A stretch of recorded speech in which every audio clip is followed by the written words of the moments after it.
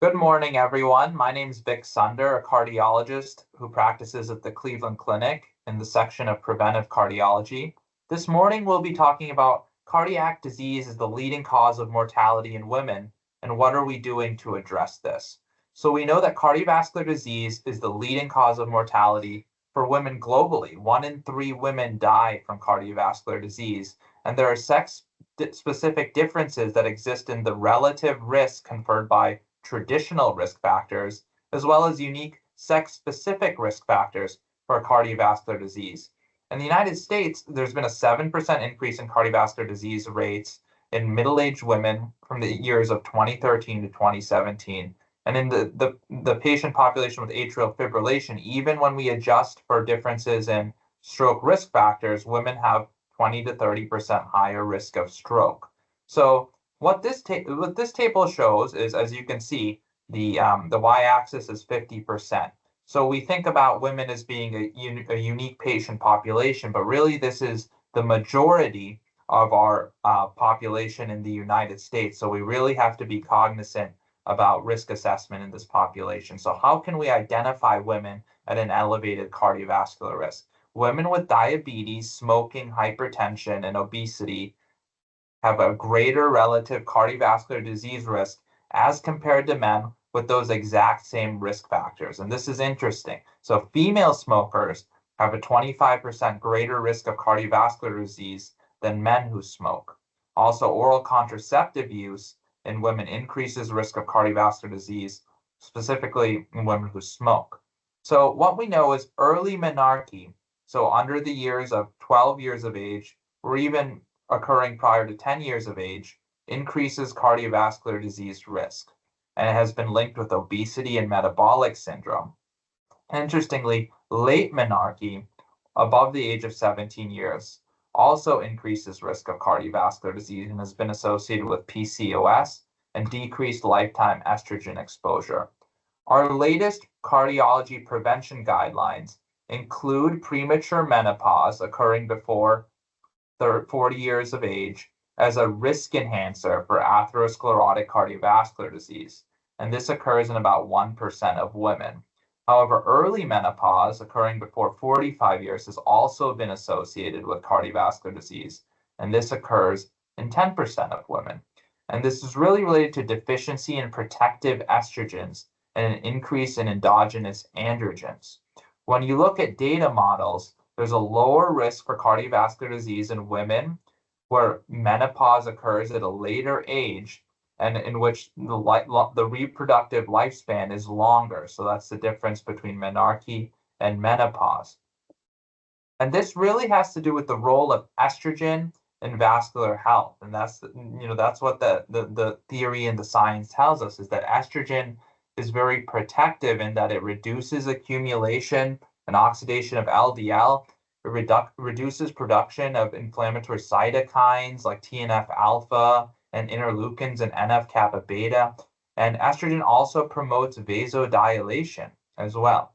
Our traditional risk calculators with Framingham took into account age, hypertension, smoking, hyperlipidemia as determinants for coronary artery disease. However, for women, up to 20% of coronary events occur in the absence of these risk factors. So we know now that atherothrombosis is a complex process. It's not just about lipid deposition.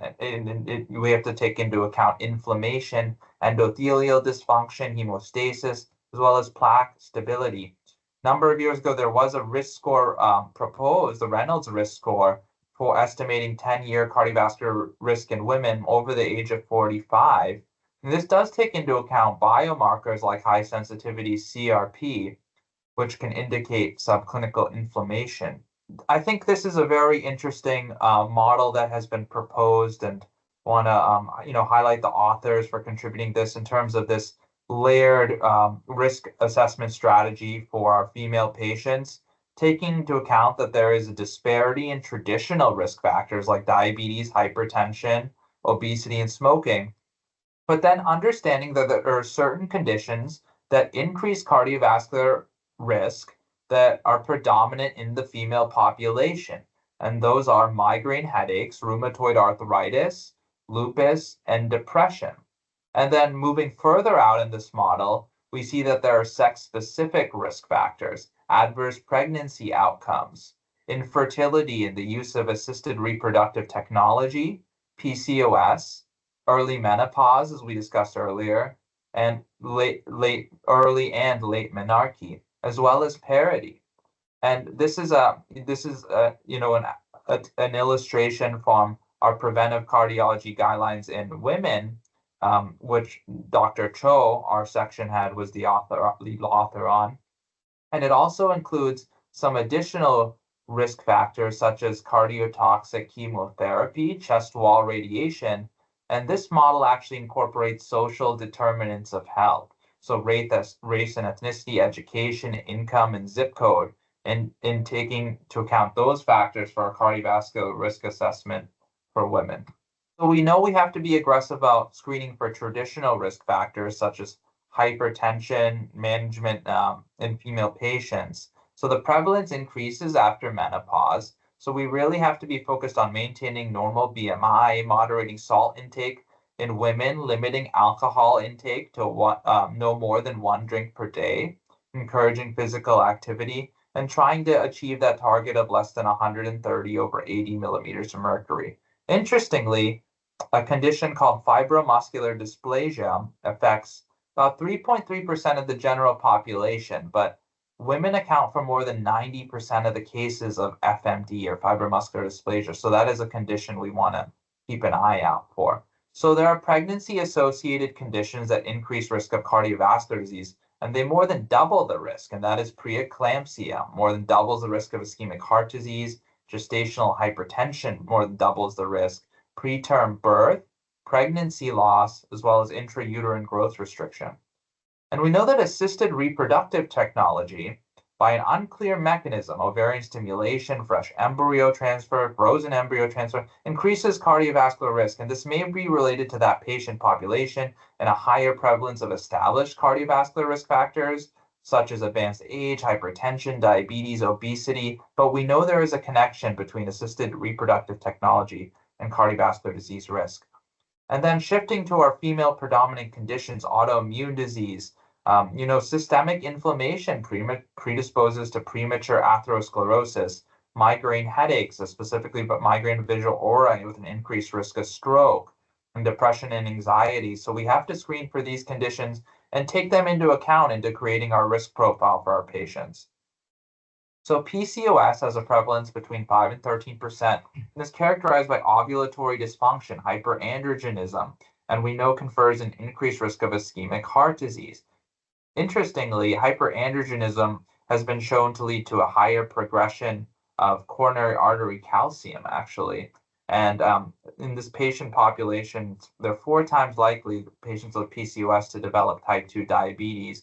And this really has to do, starting at the level of the hypothalamus, with abnormal GnRH pulsation, leading to an increase in the LH to FSH ratio, ultimately leading to increased fecal cell activity and hyperandrogenemia, which leads to insulin resistance, adipocyte dysfunction related to central obesity, again leading to insulin resistance, leading to type 2 diabetes, central obesity, and increased risk of cardiovascular disease. So the question is it the PCOS itself, or is it associated cardiometabolic features that confer an increased cardiovascular disease risk? Nonetheless, all women with PCOS should be screened for cardiovascular disease risk, and we should take action for aggressive cardiometabolic risk factor treatment in these patients, specifically with screening for diabetes, tracking weight, lipid profile, blood pressure checks, and considering medical therapy like metformin and possibly GLP-1 agonists.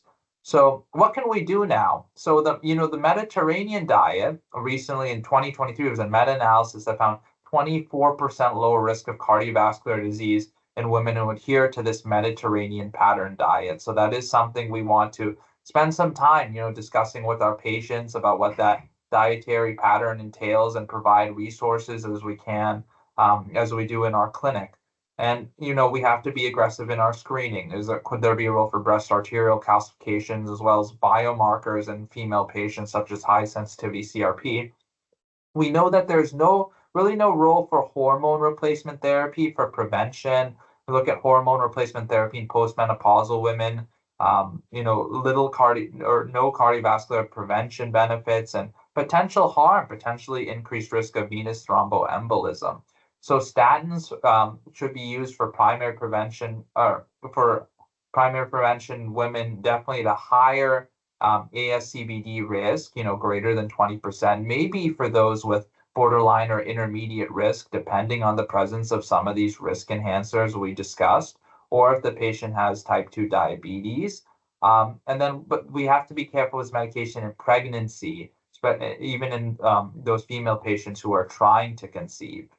We should not be using these medications. There's some limited safety data related to pravastatin. So aspirin, we should be using for secondary prevention, of course, and female patients with coronary artery disease, prior history of stroke.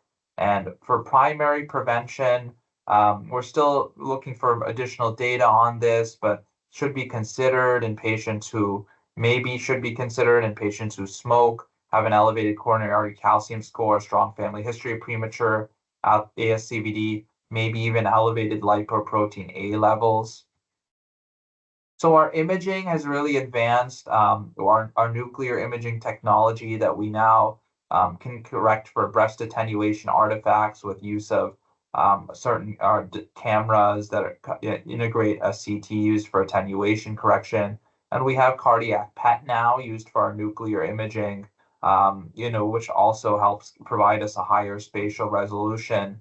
And we should consider some of our other imaging techniques like CMR, cardiac MRI, which omits the use of radiation, echocardiography, which is ultrasound technology, and cardiac CT can be useful in female patients as well, especially for describing plaque composition and characteristics. So what else can we do? So interestingly, this was a study that came out earlier in 2024 that looked at sex differences in physical activity associated mortality risk reduction. And we always in our cardiology practices like to talk about 150 minutes of moderate intensity aerobic exercise. But what this study showed was that there was some additional benefits to be gained in terms of risk reduction in cardiovascular and all-cause mortality. And specifically in female patients, when this activity was about 300 minutes per week. So, more is better than 150 minutes, and that's what this study at least showed. And female patients tended to derive a greater benefit from increasing their physical activity minutes per week. A combination of aerobic activity and muscle strengthening activity is what we recommend in our practice. We need to assess women for traditional cardiovascular risk factors, sex-specific risk factors, and then conditions that have a higher prevalence of women, and utilize both our pharmacologic, our medical therapy, as well as non-medical therapy treatments. Cardiovascular disease remains the leading cause of mortality in women, and as primary care providers and cardiologists, we're really on the front lines and have to do better. Thank you all for your attention.